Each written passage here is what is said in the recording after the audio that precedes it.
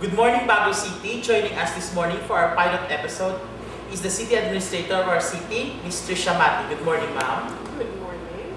Alright, so let's start the ball rolling. Let's ask our City Administrator various questions. No? So, how long have you been working as City Administrator, ma'am? And what is the primary work of the City Administrator? Actually, my position as City Administrator is a designated position. My appointed position, I occupy the position of HRMO 4. And then, again, as I've stated, I am designated as the City Administrator. So I've been with the government for 16 years already. I've been designated as the City Administrator since the first term of our City Mayor and during the last term of the former mayor. So give or take around 9 years. Alright. So, Bago City, Ma'am Tricia, is known as the rice granary of the province. Can you cite some initiatives done by the city government to help our local farmers? First of all, our local farmers is organized into groups wherein the city, they can avail of the financial assistance from the city government. Aside from that, the city government has this annual rice subsidy program to our local farmers. We are giving them palay seeds on half the price. And aside from that, also our city agriculturist is also doing her part to monitor and provide services to the different local farmers, just to ensure our food security as well as the crops that are within the city are maintained and given proper support from the city government. Alright. So, on another issue, ma'am, Bago City, we have been branded as the home of historical and natural treasures. So, that is in terms of tourism. Why is it so, or why do we call ourselves as the home of historical and natural treasures? In the city, we have lots of historical sites. We are preserving that because we believe that this would be great sites for local tourists as well as our foreigners who wish to come to Bago City. On the part of the government, we provide maintenance as well as ensure that these historical sites are maintained and developed as much as possible so that we could live up to the different expectations also of our visitors. On the history side, Bago City is rich in history as we have been branded, and this is also our part of the tourism promotions of the local government.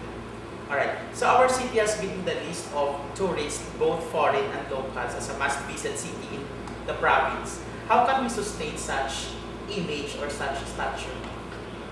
Sustaining that image, of course, would entail the financial aspect of the city.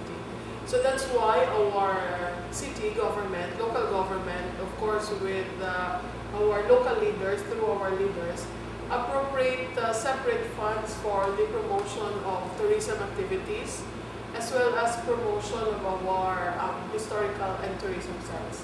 So that from that effort, from that appropriations, we too can provide our local tourists as well as foreigners.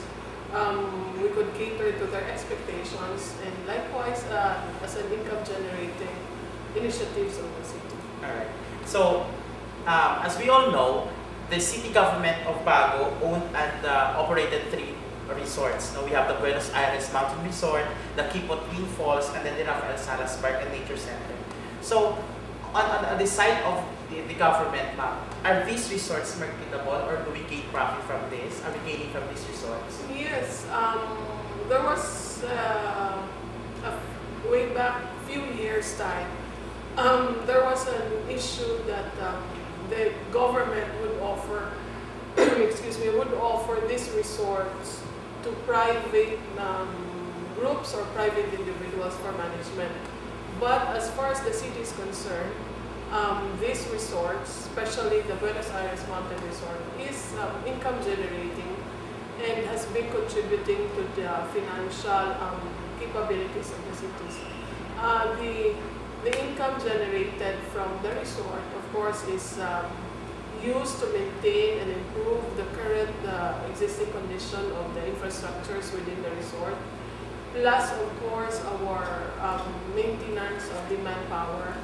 But aside from that, part of the income also goes to the general fund utilized by the city in its other projects and programs. All right. So we shall proceed now to the health sector. As we all know, we have so many different health centers situated in the 24 barangays of the city, and we have also one Bago City Hospital. For that reason, ma'am, how is the state of health in the city? It is true that we have at least one health center in each barangay. And also we have a locally fully subsidized Bago City Hospital. So I think with this, you can see and you can feel that the city government, the current administration, is also doing its share to provide the health needs of our city. Aside from these health centers and the local hospital, there are also projects of our own local health center. We provide free immunization to school children as well as to our elders, to our senior citizens. We also offer lots of free vaccinations.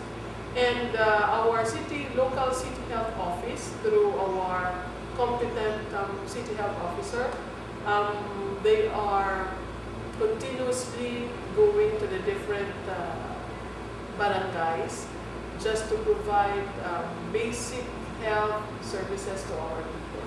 Let's talk about, ma'am, the social services. Now, as they say here in Bago, we have the services that which we call from womb to tomb. No? How is that working? Our local City Social Services and Development Office, in coordination with our local City Health Office, are continuously providing services to infants, newborn, until when you reach the senior citizens age. Plus, of course, the city government is also providing financial assistance to our financial debt assistance to our residents.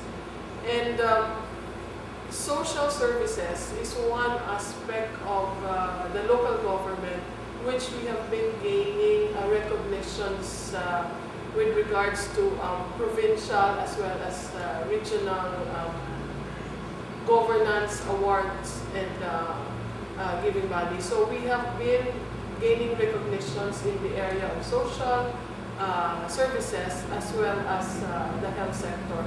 So something that I think Bago City can be proud of is our social services. Yes. And speaking of awards, recently we have been awarded as the most environment-friendly LGU in the province by the provincial government and DILG. How did we do that? How is our environmental management here?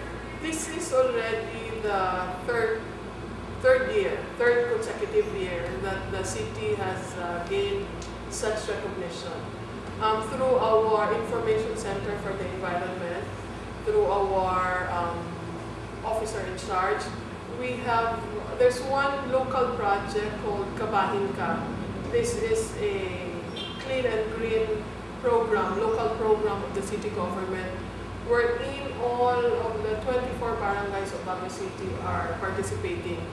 So from not only the community itself, the local barangay, but also we are involving the elementary schools as well as the high schools. So we have initiated contests within the barangay, inter-barangay, out of the 24 barangays within the city, plus inter-school contest, inter-high school as well as inter-elementary school. This is of course to promote the solid waste management program of the city and the overall clean and green program of the Bago City. We also have some information campaign program. Yes, we also have we have drafted the local environmental notebooks given to the public high schools of the city. We have also distributed to all 36 elementary schools environmental notebooks to raise and promote the awareness of school children, elementary school children, with regards to the 3R approaches and with regards to their own contribution to the environment initiatives of the city. Right. So we can say therefore that is through the initiative of the city mayor really to spearhead all of these activities. And speaking of local governance, how do we maintain transparency? I know that the mayor is delivering annually the state of the city in his state of the city address. Yes, that is one of the objectives of the State of the City, annual State of the City address of Mayor Ramon D. Torres, wherein he invites all stakeholders to listen, to come and be a part of that SOCA, wherein the city mayor delivers the current state of the city, as well as he also informs the public of the previous year's achievements, as well as the plans and future of his administration. And aside from that, aside from the State of the City address of the city mayor done annually, we have also local publications wherein the financial conditions of the city is published. We have also included there in that publication the different programs, activities of the city. And also from the city mayor himself, he goes out to the different barangays regularly to conduct pulong-pulongs as well as assemblies so that he too can hear what the local residents would want him to hear, and at the same time he too can communicate to those residents of his accomplishments as well as his plans for Bago City. And they can also download through our website. Yes, we also have our own local Bago City website. So they can visit www.bagocity.gov.ph for the latest about Bago City. Next question, ma'am. You're also the Human Resource Management Officer, as you have said. Our fellow Bagonhons for sure are asking, how can we apply for a job in the city government? Or for that matter, do we have some vacancies as of this moment? Yes, we do have vacancies at the moment. And if you are interested to apply, you should first know what position you want to apply to. Because most of those that are going to our office would just submit their biodata, their resume. But you need to submit an application letter stating the specific position you are applying. You also need to attach your credentials, let's say your diploma, highest educational attainment, your trainings attended. That's it. So you just have to go to our office, submit your application, then we will just conduct a preliminary interview. Then right after that, we have a personnel selection board. The city has its own personnel selection board. So when evaluation time comes, the personnel selection board will call all eligible applicants and then conduct their own assessment, conduct their own evaluation. Normally it would include interview as well as testings. There will be testings as given by the personnel selection board. So let's talk about education now. How are we able to deliver the needs of our constituency when it comes to education? We have elementary schools in all the 24 barangays. We do have 8 public high schools and 3 private high schools. We also have a local college, again owned and fully subsidized locally out of our own local funds. But this college does not only cater to Bago City residents. They also cater to youth coming from neighboring towns and cities. We have our local school board that is co-chaired by the DepEd superintendent. So the mayor, Mayor Torres, and the DepEd superintendent is working hand in hand regularly to monitor and assess the current status of education within the city. And as we know, Bago City College is owned and operated by the city. Yeah. So the city in effect is subsidizing or Fully subsidizing. Yes. Bago City College. Yes. And we are not only catering to the Bago City residents, but as well as far from other cities. Even far as Imaras, and I think from the northern part of the province, as well as the southern part of the province. Plus, of course, we have the lowest tuition fee as of the moment. Yeah. Do we have any plan of increasing the tuition fee? Our Bago City College, headed by Dr. Paroto, has been instructed by the mayor to make the necessary preparations and study as to the possibility of increasing our current tuition fee, which is at 45 pesos per unit, and which is, I believe, the lowest tuition fee in the entire province of Negros Occidental. So the mayor has already directed the college administrator to make the preliminary assessment and preparations as to the possibility of increasing the tuition fee at Bago City. All right, let's talk about the business side of the city. So, how is the business climate in Bago? When Mayor Torres assumed office during his first term, one of his main objectives is to open Bago to possible investors. As much as possible, it is 5 years, almost 6 years of administration. He has been opening Bago City to these possible investors. And he himself has welcomed and is welcoming future investors to Bago City. We have our local investment board, as well as local investment incentives to those who wish to avail and to those who wish to put up businesses in Bago City. Right. So we can say that therefore that we are a investor-friendly city. Yes, of course.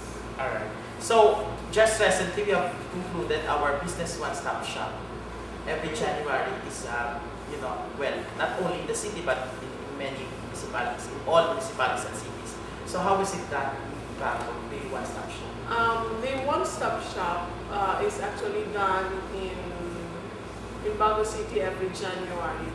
And this is a collaboration not only from the local government, but between the local government and its offices, plus the concerned national offices like Philippine National Police, like the Bureau of Fire Protection, BIR.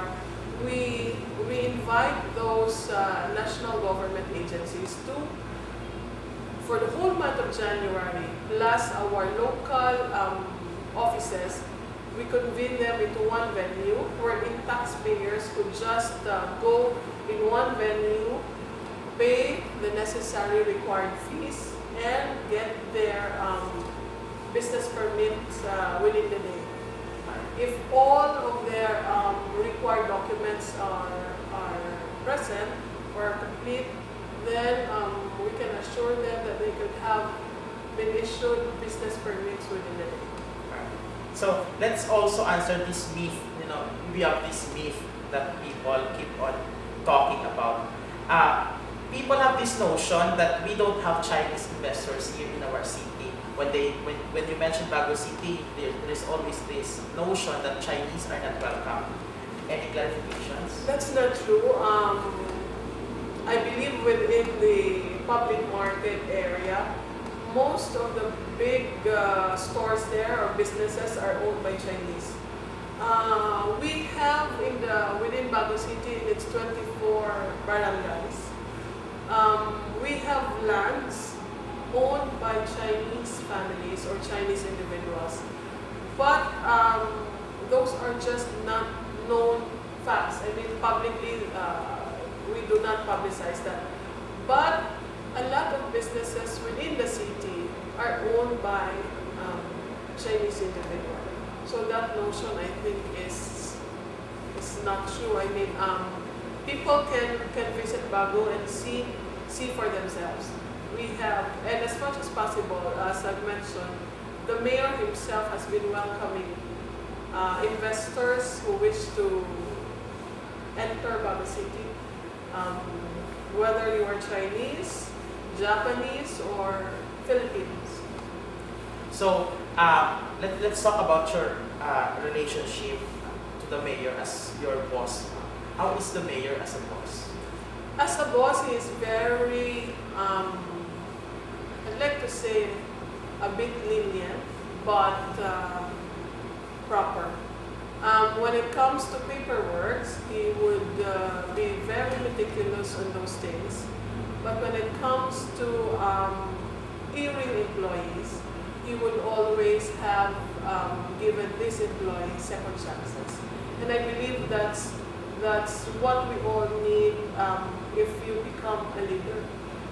You need also to give people, or especially your subordinates, a second chance for them to prove that they're also worthy to be called civil servants. Mayor Torres is also a politician, but at the same time, he never forgets his role as administrator, his role as a manager of the city hall, of the affairs and transactions, of the daily affairs of the office. And there are times that he comes, most of the time, not most of the time, but there are times, there are quite a few times, or that he comes to office ahead of his subordinates. If he has no other engagements, public engagements that requires his attendance in a barangay or wherever, he is usually in the office from 8 to 5. So his subordinates at times would be on their toes, knowing that the mayor is time conscious as well, and also that he is, as I've mentioned, meticulous, and most of the time he takes his actions seriously because he knows that not only his subordinates but the people that entrusted him their votes would be the ones that the mayor would be accountable to at the end of the day. So in your 6 years, more than 6 years as city administrator during the term of Mayor Ramon Torres, what is your most unforgettable experience as a city administrator, the one which you cannot forget? I think during the first time that the city mayor has delivered his State of the City address, his predecessors were not able to organize such an activity. But it was the first time that his first year in office, right after his first year, he would deliver his State of the City address. I believe that's the most unforgettable time that I shared with him, considering that he would deliver his plans as a leader, but at the same time, during that day, he would make known to his constituents what he is capable of as a person, as a leader, and as a city mayor. Alright, since we do not have much time, we will throw the last question to Ms. Tricia. This is a form of invitation. So next week, Mama, we will be celebrating our 47th charter anniversary of the city. So can you invite our listeners to join us during the event? Yes. Actually February 19 would be the 47th Charter Day anniversary of Bago City. The celebration proper would start February 14 until the 19th. So the city has lined up various activities, and we are inviting our local tourists as well as foreign tourists to come visit Bago City. Feb 14 to 19, we will have different activities one of which will be the annual Agro-Industrial Fair at Bantayan Park.